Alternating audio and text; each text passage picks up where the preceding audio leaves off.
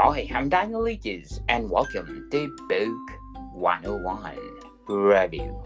Book 101 is all about the books that I read for the last 40 years, and today I have my special guest. He is the author of the book Training, no other than Mr. Anthony Basile. Matthew Anthony Basile. Yes, Yes. Matthew Anthony Basile. Yeah. Welcome back. Thank you. Thank you. It's good to be back. I'm glad to be here. So before we go on to our discussion, let's do a recap of your book. Yes. I my book is Dreaming, which is available now on Amazon and Barnes and Noble. You can get it in electronic ebook format, or you can get it in paperback. And Dreaming is a sci-fi novel with some fantasy elements. It takes place in a distant solar system that's ruled by a like spiritual, I guess, order called the Way of the Light. And there's a mercenary named Deleth who's kind of an outcast in that society. He gets sent on the trail of a missing person. He's not sure why he's sent on it. He thinks it's by a seditious group. But anyway, he goes and takes it for the money basically, and he finds her, and she's just a fractured woman, and he doesn't know what to do with her, and it's discovered that she can dream differently than anyone else. And in this world, dreaming is very important. Dreaming is kind of like having visions of your and having insights into yourself, and it's a very kind of powerful ritual that they do. It's almost like lucid dreaming, or if you ever heard of that term. And when they dream, they don't do it while they sleep, they do it while they're in the throes of sexual ecstasy. So she can dream differently, and it sets all. And but she's has no memories. She's completely all over the place. And these two kind of come together, and it ends up setting off a chain of events that just ends up causing chaos throughout the entire solar system. Yes, if you want to listen to our episode with Mr. Matthew Anthony Basile, we all discuss all the secret of the book. Yes, yes. Yeah, and like I said, you could search it on Amazon or on Barnes and Noble. Matthew A. Basil is the author, is how I go by the my pen name, Matthew A. Basil. And the book is called Dreaming. And like I said, it's out, it's available now, and I think there's even some reviews that are starting to come in. So Yes, before on the latter part, let's talk about the review. Okay, Mr. Matthew? oh well, yeah. I think there's I found one on Barnes and Noble and one on Amazon. So it's in fairness, it's only been out for a week or two. So hopefully more start coming in. Yes, more coming and more coming. So let's Yes. talk about your chosen novel today. Today we're going to talk about one of my favorite novels, and it's one of the more recent ones that I've read, and it's definitely within my top 10, maybe even my top 5.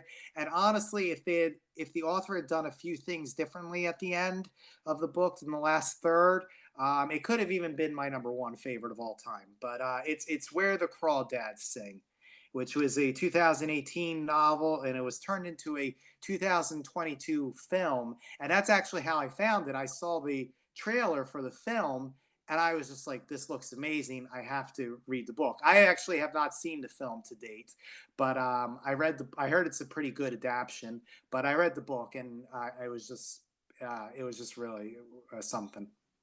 Yes, and it was written by Delia Owens. Yes.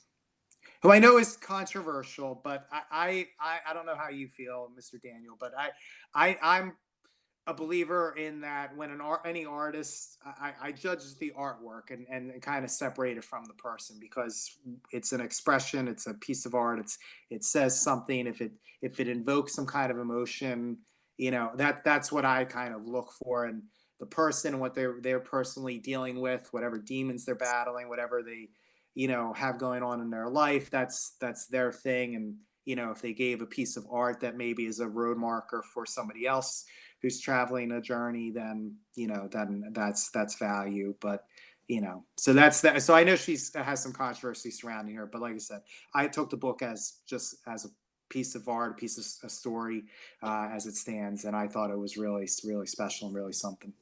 Yes, it's something to share. And Yes. let's talk about Miss Delia Owens. This says she's an American author and zoologist, conservationist. Did I correct? Yes. Yes. Wow, it's interesting woman. Yeah, and I mean, like I said, she does have some controversy because she is wanted. I think I just looked at it and I forgot. I think it's Zimbabwe. I think she's wanted for questioning the death of a poacher. So I know there's, like I said, some some controversy about that. And there was some things with her. I think it's I think their ex-husband or at now or whatever. I'm not exactly sure again because I didn't want to go into a lot of the controversy, so I didn't look too Yes. much into her.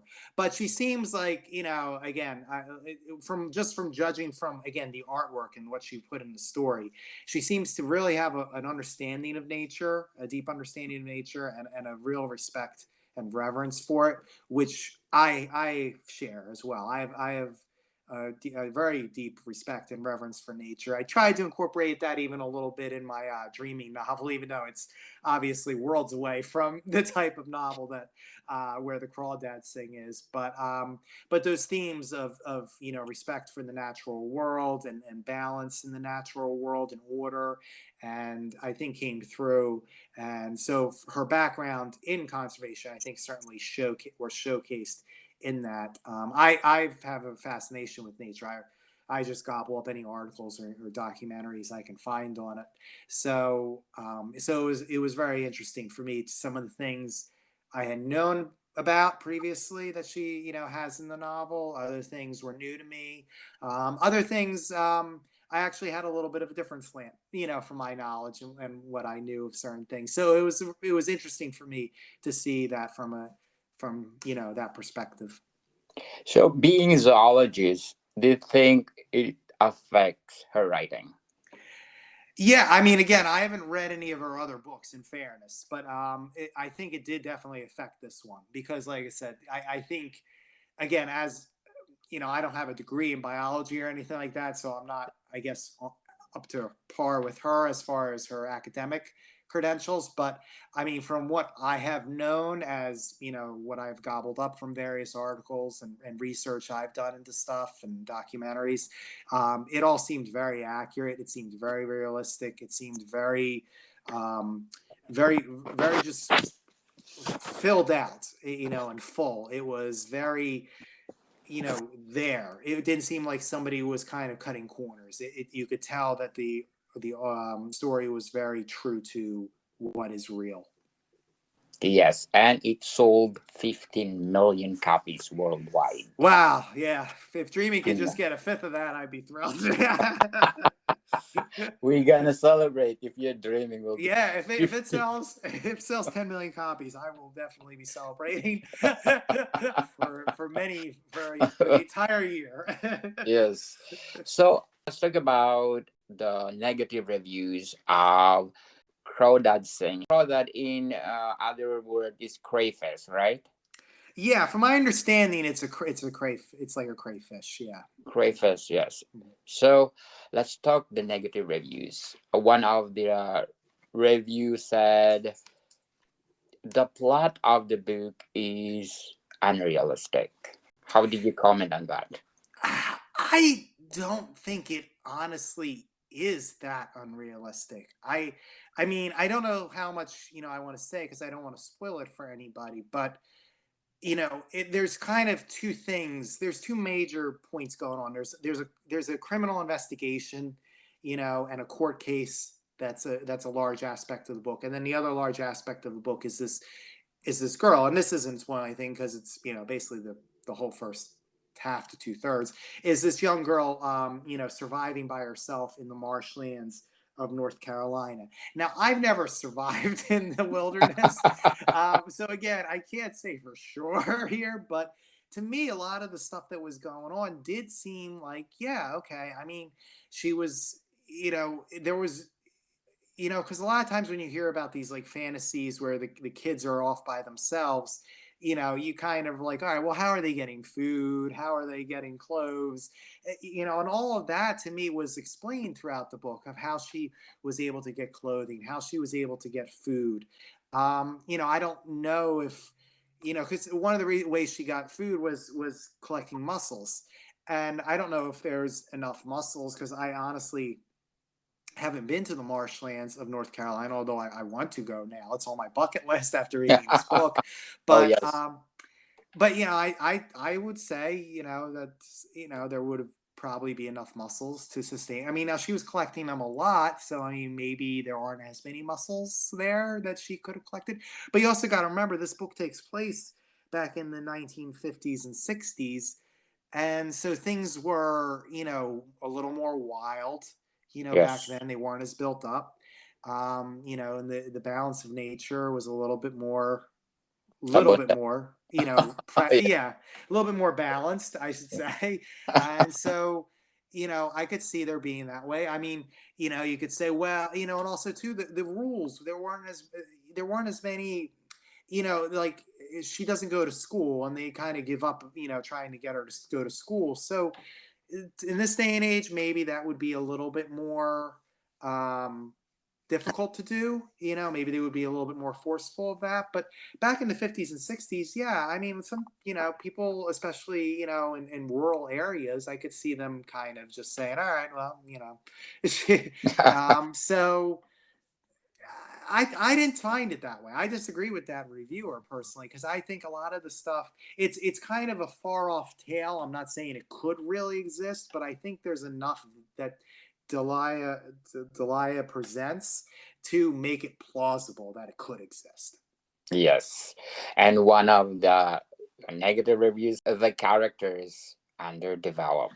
I would vehemently disagree with that with Kaya, who's the main character. I do think she is heavily developed. I do think a lot of the supporting characters, I could see where that is the case. And that's kind of one of the things that prevented me from making this kind of like my number one all time favorite book is that I did feel like some of the side characters are not fleshed out as well, where we don't kind of see their arcs kind of they seem like they were presented only in relationship to Kaya, and maybe that was what Delia was trying to do, because I know Kaya is the focal point of the story, and I think that's what makes this so heartfelt of a story, is because she's so much. There's so much to her.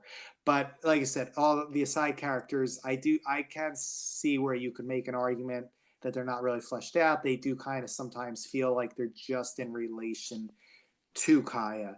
Even Tate, who's probably the closest to Kaya, you always, that was one of the things at the end. I kind of wanted to see him kind of come to his his fruition a little bit more.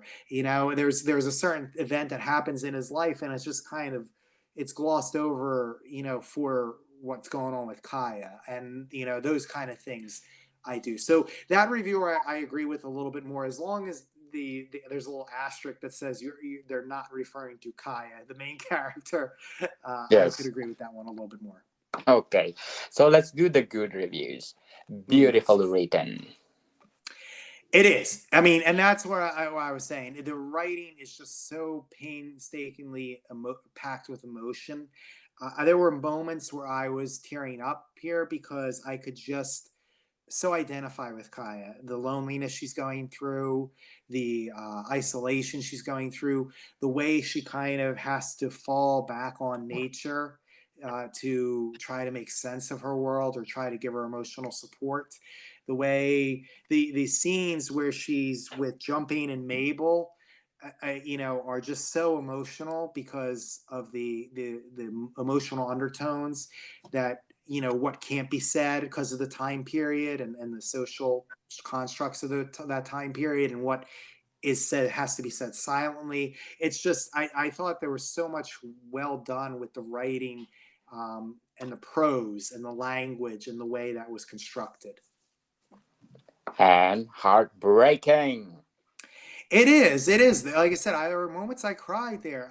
Wow, really? Yeah. I mean, because it just, or at least teared up, and it just because it was just so like emotional, and it's so you feel so much for Kaya because you're so put in with her and identify with her. I mean, you really follow her throughout, and that's where, like, I guess it differs from maybe what that other reviewer, the negative reviewer, said. You don't really follow anybody else in the story. You're with Kaya, so you're an outsider with Kaya. You feel what Kaya feels. You have Kaya's opinions.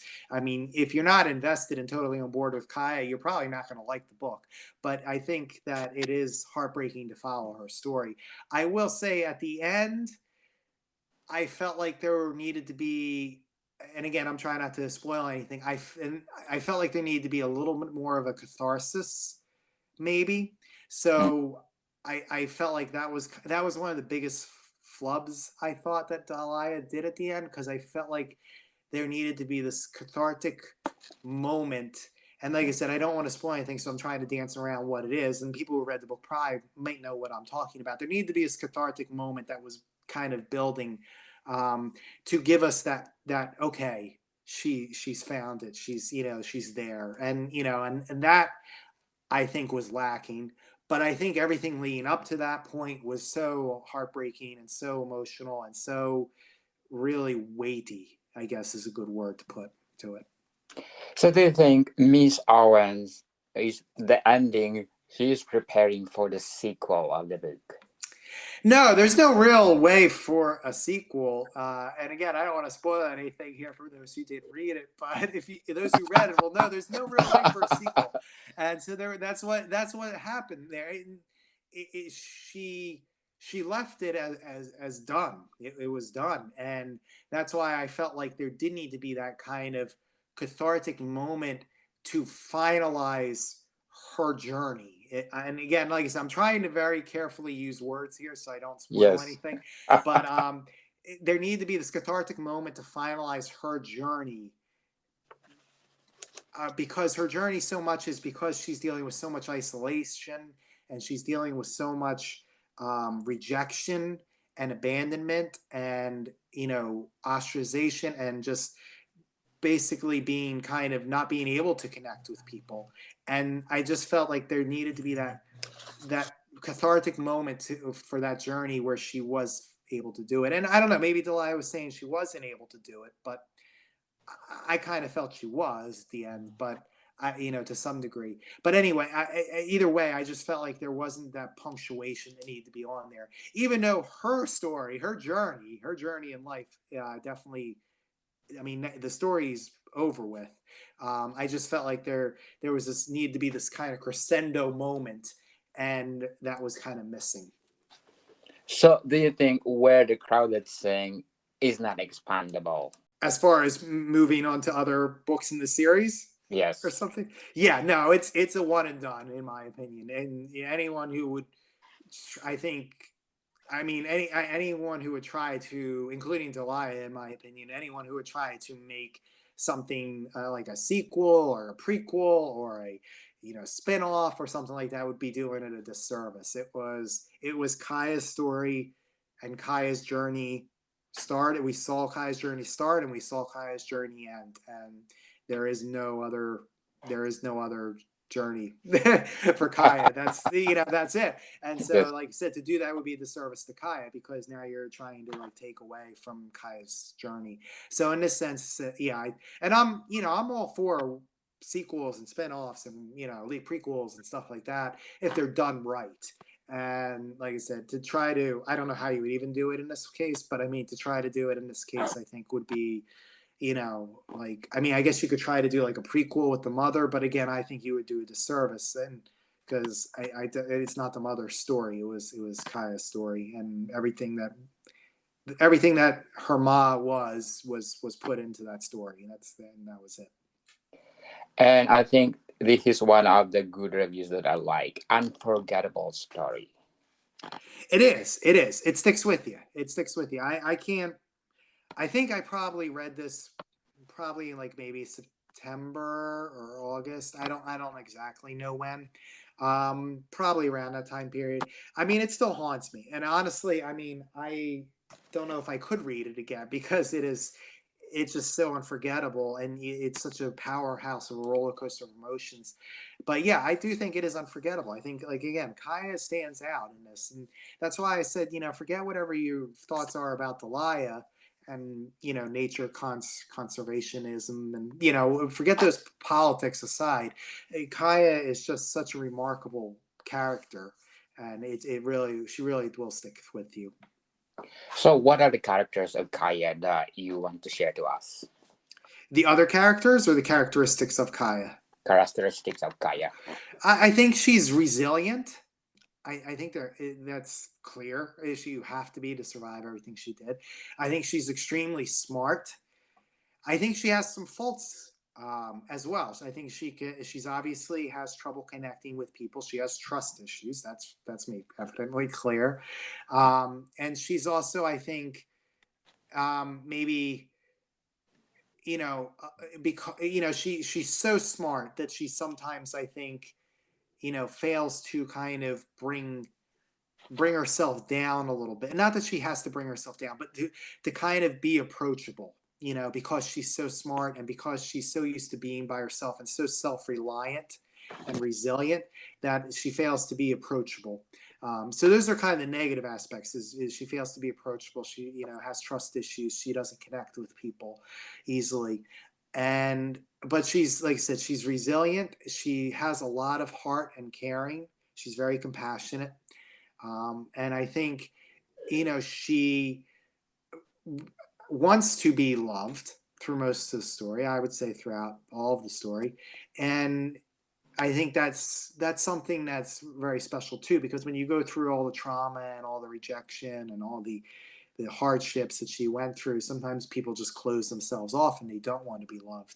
And I think there's maybe a point in the book where maybe she decides to do that, but for a brief period. But I think that's again where I go into the ending. I think that needs to be made clear that she does open that door again. I personally believe she opens that door again. But yeah, I think she's also very resourceful as well, and just I guess Yes. that goes with the resilient. But I mean, some of the stuff that she does, I'm like, wow, I would have thought about that, or wow, okay, yeah, like that's why I think it is realistic, because it's like, yeah, okay.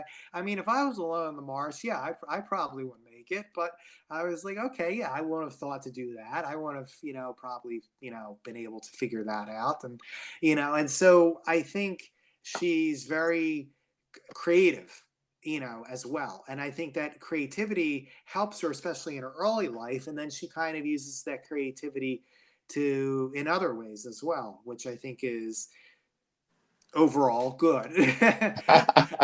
There's a, for those again who read the book, there's a little bit of a caveat where she uses creativity maybe for something not so good, but that's debatable, I guess. But that's yeah, I think she's very creative. I think she's resilient. I think she's very intelligent.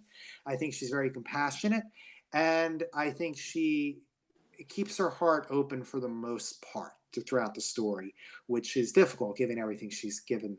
So that's part of, I guess goes hand in hand with the resiliency, but I think that's a special kind of category when you can keep your heart open, because I think a lot of people, like I said, can close their heart off and just be strong and resilient. And I think to kind of keep your heart open that way is something special with resiliency. So those would be your good qualities. Yes. So, do you think Where the Crowded Sing is a wonderful tale? Yes, I think it is a wonderful tale. I would recommend it to people, especially people who have gone through hardships and who, feel lonely or isolated, especially if you have a love of nature. I think it's a good one.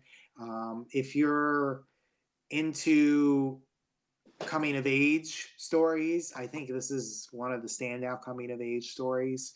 So I think, like I said, it's definitely recommended to people. In my opinion, I would recommend it to people, and I do think it is a worthwhile story. If you compare this novel to a classic, Mm. which one do you can compare? I kind of want to go to Kill a Mockingbird, in all honesty. Oh wow.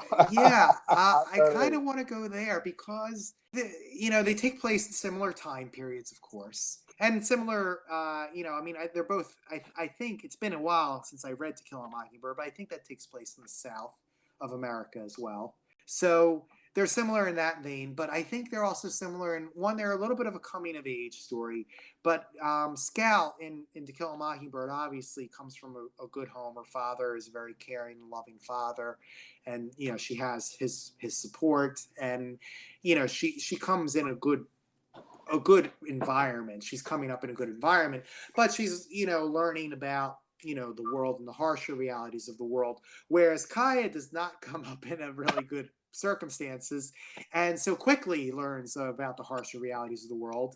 And but like in To Kill a Mockingbird, we have Boo Radley, who is misunderstood and is kind of ostracized and is has a good heart, but people don't really see that in him. And in this case, Kaya also has, I think, a good heart, really deep down, and is compassionate. But again, people ostracize her and they think the worst of her.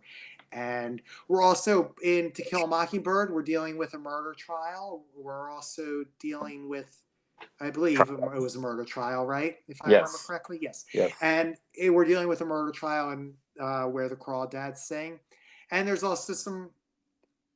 It's not like front and center, but there's definitely some racial issues that are brought up and social issues that are brought up as well in where the crawdads sing, which are of course a major part of To Kill a Mockingbird. So I think both those stories have a lot of similarities, and I think if you like To Kill a Mockingbird, I think you will like where the crawdads sing, and vice versa too, of course.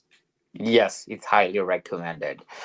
So before we go on, Mr. Matthew, I just want to shout out to the people listening in Mexico. I have 24 places in Mexico City that I want to say hi to them. Of course, in Mexico City, I have 29% audience share. Jalisco at 21%.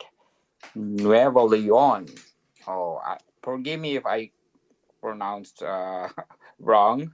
Guerrero at 5%. Mexico 5%. Puebla, Baja California Sur, Hidalgo, Sonora, Querétaro, Estado de México, Yucatán, Michoacán, Tamaulipas, Quintana Roo, Sinaloa, Chihuahua, Aguascalientes, Oaxaca, Zacatecas, Guanajuato, Veracruz, Colilla, and Baja California. Muchas gracias, Mexico, and thank you so much for supporting this podcast, because this podcast is created to empower writers all over the world, just like Mr. Matthew. Right. In general, conclusion of Mm. where the crowd that sing. I think it's a great story. I think it highlights nature in a beautiful way. I think it highlights femininity in a beautiful way. But I think it's accessible to all people really. I think it just highlights the human condition in a beautiful way as well. And I think it's a great emotional story that really can speak to a lot of different people's experiences, who, especially ones who feel ostracized or like maybe they don't fit in, or they know loneliness, which I think is a lot of people. And I think it has a great story to tell, and like I said, it's a beautiful emotional tale. I think there's some things at the end that or in the last third maybe, that weaken it a little bit, but pull back its punch a little bit. But I think it still packs a wallop, and I think it still stays with you. And I think it's one for the ages. Yes, and it's now a motion picture with a $124 million gross income worldwide, with the Wow. 20 yes, with the 24 million budget. Yeah, Yes, so it's really phenomenal, people. it And is. Mr. Matthew, did a great choice. Thank you, thank you. Like I said, it's definitely in my top 10, so maybe my top 5. So So let's talk about your top five next week. If you have yeah, time. sure, we can go down my top 5 if you want. There, a lot of them are older books. This is probably the most recent book in my top 5. So So let's do your top five, then the name, the author. So let's start with number five. no, okay, number 5. See now, you didn't prepare me here, so I got to put this order. I would probably put this one as my number 5. I know, you know what? I don't know. I would actually maybe put Dune as my number 5. I would probably put Dune as my number 5. Although I will say, and I will fight anyone tooth and nail on this, that in my opinion, Dune Messiah, which is the quote unquote sequel to Dune that was written, in my opinion, that's the ending to Dune. Dune is Dune and Dune Messiah, the second book. Those are that's the ending to Dune. Otherwise, Dune doesn't have an ending. But when you read those two books together, beautiful story. So that would be my top 5, though. But I would put those two books together as my top 5. Oh wow! Let's talk about that next week, okay? Oh yeah, sounds great. I love talking about Dune. Yeah, I've been looking for people to talk about Dune with. So Talk about your book daydreaming. Where are we Dune. now? Where are we now? Oh, good question. Where are we now? Well, like I said, it is out on Amazon and Barnes and Noble. And it was on pre-sale. I think it just came on pre-sale when we did our first show together where we talked about it. So that was on like January 5th, I believe. And it went actual sale on January 25th. So it's out. It's been out for about 15 days. So people are buying it. I have seen some, at least people have claimed they bought it. Only one has showed me the receipt, but I trust them. So, Yes. um, but yeah, it's getting it has a one review so far on Amazon, and hopefully more will show up. And I've been on a few podcasts besides yours, Mr. Daniel. So hopefully some people are buying it and hearing about it. And it's just like any indie author, it's just kind of hoping for word of mouth, and that it just kind of snowballs. I am going to apply for a grant at the end of this month to hopefully get some money so I can take it into some conventions, some sci-fi and book conventions and comic book conventions. And I'm also going to try to go to some Barnes and Nobles to see if I can set up a book signing as well to try to get word out that way. And of course, I'm still looking for podcasts to be on as well to promote it. But it's hard, I mean, as an indie author out there listening knows, you know, when you don't have a budget, you're just kind of hoping for word of mouth. You're hoping to, generate some interest with Yes. people, and just hoping that it kind of spreads from there. So that's where we're at right now. Like I said, I'm going to try to get some book signings. I'm going to try to get into some conventions and hopefully get it out that way. And of course the publisher is also trying to promote it as well. They go to some conventions as well, I know, so hopefully that will be there as well. And I know they put it in the Birmingham Library, I believe, Birmingham Public Library. So if you're in Alabama and Birmingham area, you can get it free for the library apparently. And yeah, so that's really just hoping to get out there. And like I said, I'm hoping to get on some more podcasts as well. I've been on, like I said, about 5 altogether, I think, over the last month. And we'll see where it goes. I've talked to one, like I said, got a decent review on Amazon. That person I don't know, but they gave it a 4 stars. So, So let's talk yeah. about it. It says that very interesting and unique book. How did you do that? How did I do it? Yes. Well, actually, I mean, I think it was honestly, it was a process. and I don't know if I said this on the show, so I apologize to your listeners if they're hearing me repeat myself. But it was through basically, I came up with the idea for the book in July of 2021. And all through 2020, of course, COVID lockdown, everyone's isolated, we all, I think, remember that. And so I was kind of just sitting at my computer just writing a lot. I mean, I wasn't going out and doing stuff. I didn't, honestly, I didn't have much of a social life before COVID, and I still don't have that much of a social life. But when COVID hit, it was just kind of all right. In my free time, and I had a lot of it. I was writing. I wasn't working a lot. I was, just walking my dog, who was, alive at the time, has since passed, and I was just walking her, and I was writing. And so, when I was walking her, I was just thinking of ideas. And so a lot of ideas were just coming in my head, and they were all just, and I was in the mode to try to make a stage play at the time. So I was trying to take all these concepts that were still sci-fi fantasy and convert them somehow to stage plays. And so I think that really helped me just kind of focus on the dialogue and the characters.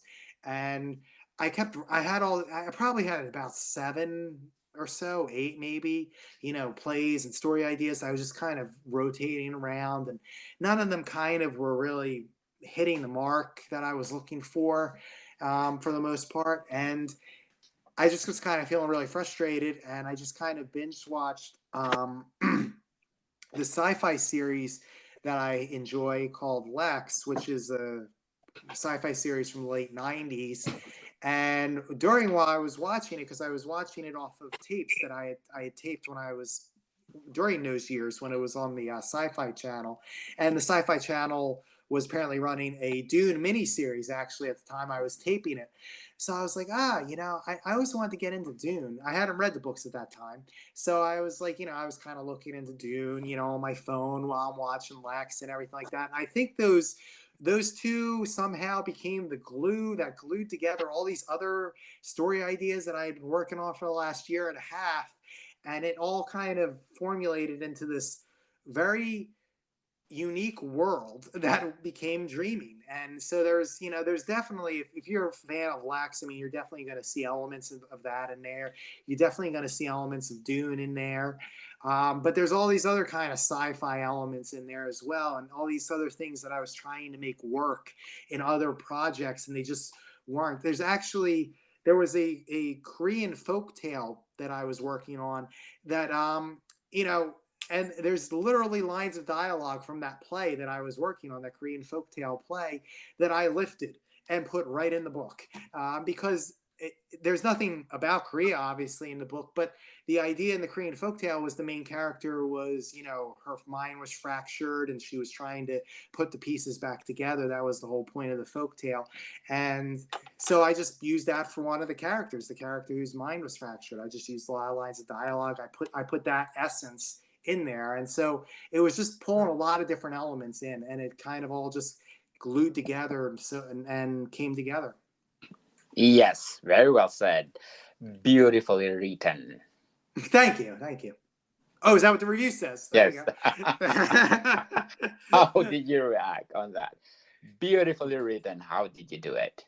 How did I do it? I have no idea. That one, I have no clue what's there. I honestly, I don't. I mean, it was just flowing, honestly. And there are some things that I was writing that, I'm like, well, okay, well, I don't know where this is coming from, but sure, let's put that in there. Um, but I will credit, and I mean, I obviously went over it a lot of times, but I credit honestly the publishers too. I have to give them, credit for that, because they really, the Free Minds Publications is a publishing company run by two authors themselves, and so I think that really benefited me because they were able to take what I had written, and I think they didn't change what I had written, but they were able to phrase it in a kind of a way that was very elegant. So I think they and like I said, that's not all throughout the book, but I think on a lot of sections that maybe I was struggling with, how to kind of phrase things, I think they really found the way to do it. So I really credit them for the partnership that we had there as well for how it was written. So, which part of the book do you have struggled with? Oh, well, there were various parts. Like, I mean, it was some of the parts that were with Zine, High Counselor Zine, I think I struggled with because I, you know, I wanted to get across certain things there. And I think, sometimes maybe I was a little bit too focused on what I was trying to get across rather than trying, telling the story. And I think they helped in like those sections a lot, because although all the characters are important and I was really in, obviously was behind a lot of the characters, I think for me, Deleth, Lorelai, and Harmonia are just so much of me. I mean, I'm a little bit of me in every character, I think, but they're just so much like my personas that kind of cycle through my own head. And so they were easy for me to kind of just flow through that. And, their banter was just, I like writing banter that way. So I was, able to really flow through that. Zine has, is a little more different, is very different than who I am. There's certain aspects of me in Zine, certainly, but like High Castle Zine is very different in that aspect. And the same thing with Corey. A lot of Corey's, Corey is very different than me, in a lot of aspects. So for me, those scenes with Corey and High Counselor Zine were a little harder because I, really had to, try to put myself in somebody else's shoes. And I think they kind of smoothed those over for me, those scenes. Yes, and immense and immersive world building. Yes. And that again, I go back to what I said at the first one, where it was pulling together so many elements. And I think I'm such a sci-fi fantasy fan and love the world building. Sometimes, honestly, I haven't read that much fantasy, but I love reading the worlds, like just the setup, like the synopsis or just the glossary. Like I've never played a D&D match in my life, but I'll read the glossaries and I just love reading. Oh wow, what's this race? Okay, this is that. Okay, this is that race. Wow, that's so interesting, and it will just give me so many of my own ideas. Be like, oh, I would love to use that element, in something. So for me, I think it was just kind of pulling a lot of the fantasy and world building stuff that I've. When I wrote the first draft, I hadn't read Dune, but I had read like the Wikipedia page of Dune, so I knew all about the different houses and the different, the I forget the name of it now. It's slipping my mind, but the sisterhood, I forget what the sisterhood's called, but so that to me was what drew me into Dune. That was like, oh, I love that stuff. So I just love reading world building stuff, even if I don't actually read the story. So I think it was just pulling in a lot of those elements and just really letting. But again, I don't know where some of the stuff came from, to be honest. Like I can tell you a lot of like the spark and the way of the light, I think came from um, Dune and Lex. But I mean, I don't know where some of the other things actually, like I said, came from in there with the different stuff that was the planets. I mean, like I pulled some of them from like real world cultures in history because I'm a history buff as well. But I mean, some of them I don't know. I was just like, okay, yeah, we'll just go with that. I don't know. And yeah, so I think there's a lot of different elements. I know a lot of people, there's a lot of comparison to The Mandalorian. Someone compared that to me that I know personally who's reading the book, said, oh, it reminds me of The Mandalorian. And I was like, yeah, I guess I could see that actually. I didn't think about that. But it has some Mandalorian, but honestly, I knew nothing about The Mandalorian before I wrote the book. I didn't. I had written the book and I had gone over the revisions before I excuse me, watched the first season. And I still to this day have only watched the first season of Mandalorian. And I didn't know anything about it. It wasn't like it wasn't like I researched the Mandalorian because honestly, I have a huge Star Wars buff, so maybe that's why there's some elements that are in there. But I have not agreed with a lot of what Disney has done with Star Wars franchise, so that's why I kind of purposely was staying away from the Mandalorian for quite a while, and didn't want to know anything about it, didn't care about it. the Star Wars saga for me, I'm always more drawn to the Skywalker angle and the Skywalker aspect. So that's why I was even more like, I don't care, I don't want to know, you know. So I didn't know anything about the Mandalorian until I read it, and then I went to a friend's house. For I stayed at a friend's house for a week, and he had Disney Plus, and he's telling me all about the Mandalorian. He's like, "Oh, you got to watch it. I know what you're talking about with what they did with Star Wars, but it's so good. It's so good. You got to watch it." So I ended up watching it with while I was over there and staying with Yeah. him. But by that point, like I said, all the revisions had already been done. The only thing that I had done after I had watched the Mandalorian was run it through Grammarly to hand over to the publisher. So, but there are aspects I will admit I was like, yeah, okay, I could see like the one of the only things I changed I will say I did change one thing, and it was a slight thing I changed after I saw the Mandalorian. In my story, the main character, like the Mandalorian, is sent after a target, and he's given a little beacon tracker to track the target. Now, in the Mandalorian, he's given the tracker, and you're just being like, okay, find the child, find the child. I don't think he's told it's the child, but find the child using this tracker. And I Yeah. watched that, and I was like, well, that doesn't make any sense. Mine makes more sense because mine, he's looking only in a solar system. So he only has 10 planets to look at, not an entire galaxy. What signal, what Yeah. signal is going to be so strong that it will Yes. travel throughout an entire galaxy? So I'm like, that doesn't make any sense. And I was like, you're not told what it is that he's actually tracking in that tracker, if I remember correctly. Whereas in my story, you're told that it has her DNA. It has her DNA in it, and that's what it's looking for. It's looking for a DNA signature. So I was like, yeah, that's more realistic. So after I watched The Mandalorian and came back home, I went back into the manuscript and I just made sure that it was very clear that he's looking for her by literally buzzing the planets. That he's not just randomly going about looking for this. Because I was like, I just want to make sure that this is realistic here and this actually could happen, and not like The Yes. Mandalorian did, where it's just like, oh, here's a tracker, you'll find the main character. Yes. So do you think what is your point of view? Your book Daydreaming, what is the flaws? My flaws. Yes. My flaws are probably the fact that one, I probably could have described a lot of things more so. I mean, I purposely made a concerted effort to describe, but that's not how I tend to write because I come from a filmmaking background. When you're trained for scripts for TV and film, at least I was trained. I don't know if that's other people had different experiences, but I was trained, as little as possible.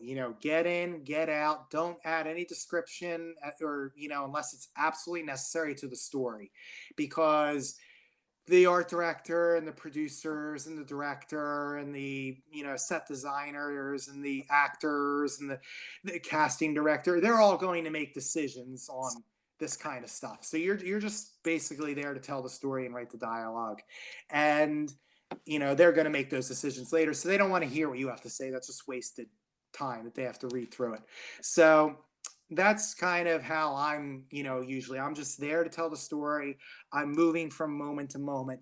I probably could have in dreaming described a little bit more, a little bit more of what, this person looks like, what their clothing's like, what the scent is in the air, what is the, look of this, city, what kind of buildings are in the city.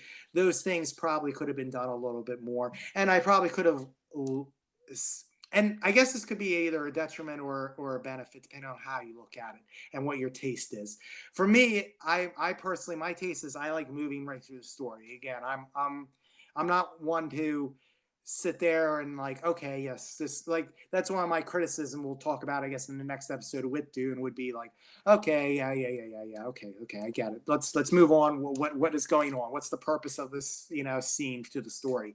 I don't need to know about how he's preparing his meal and what he likes to do Yes. before his meal. Is I don't need to hear his meal ritual. That doesn't help me with getting to know him personally. That's how I take it. So when I write, I tend to move, I'm moving along, here's a scene, here's a scene, here's a scene. We're moving the story along. We're moving along. Everything is there for a reason. It's meant to either be allegorical or symbolic to the overall themes, or it's meant to thrust the characters along in the story.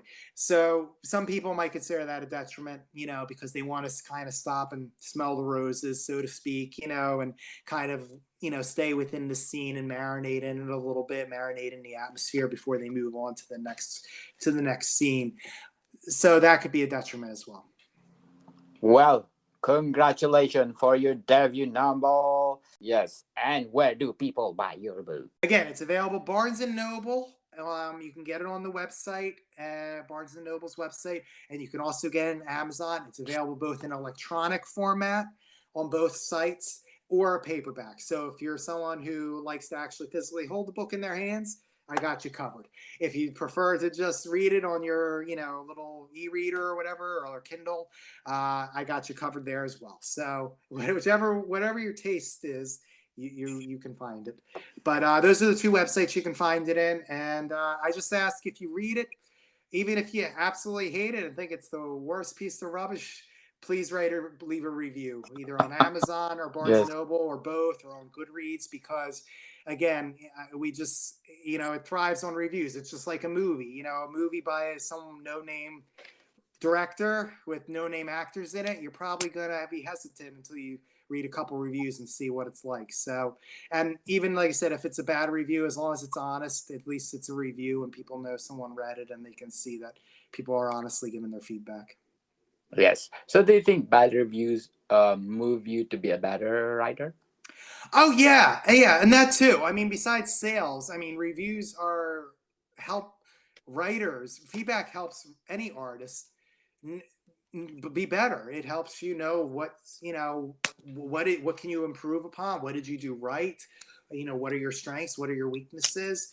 And it helps you hone your craft and figure out what your identity is as an artist. So yeah, absolutely. Feedback is so important. So that's that reason too for reviews. As long as it's constructive, of course. I mean, if you just say this is a piece of trash and I wasted, 5 hours of my life writing it, that doesn't help me as a writer. It may help me with the algorithms, so still post that review if you need to, but it's more helpful to me as a writer if you say, well, it was an interesting story, but I just felt like the characters were one-dimensional. That at least helps me to know I gotta kind of flesh out my characters more. Yes, people, let's support Mr. Matthew Anthony Basile for the debut novel. Yes. Like I said, look, and you can search me on as Matthew A. Basile, or you could search Dreaming, or you could search both on Amazon or Barnes & Noble. Because like I said, I am an indie author, so sometimes the algorithms give a little bit of difficulty on the search. But I am there, and I have been able to search myself. So I am there, and the book is available. Thank you, Mr. Matthew. All right. Thank you, Mr. Daniel. Take care and have a good night. More to come, people.